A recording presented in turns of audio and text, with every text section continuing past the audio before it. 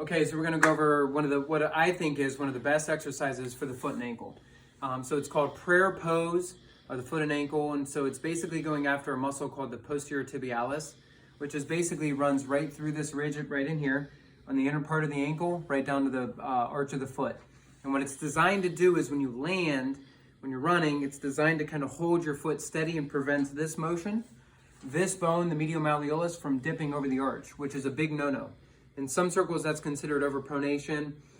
That's maybe a general term for it, but basically you don't want this bone to roll over the arch like that. That's a big no-no. And so this muscle really prevents that. Because you can see if I do that, it goes all the way up to the knee and all the way up to the hip. You can see the translation all the way up, how it affects things farther up the chain.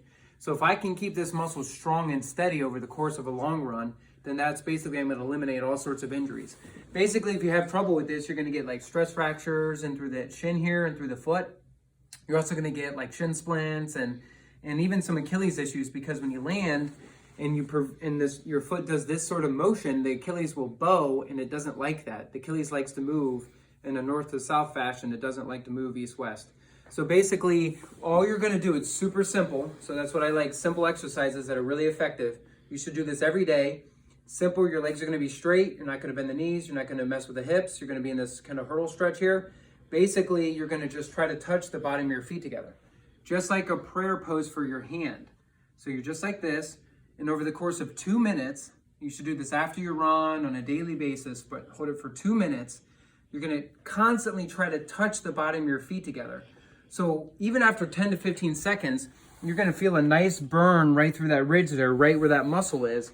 And again, just over the course of 2 minutes, just really turning this in. And so again, it's really good for anything of the foot and ankle. You know, like I said, Achilles issues, plantar fasciitis, stress fractures. This is a great exercise, even when you're healthy, to consistently do. And I would contend it has a great performance benefit too, because the stronger this muscle is, right when you hit the ground, it'll really force you to pop off the ground with a lot more power. So basically your ground contact time is directly tied to this muscle. So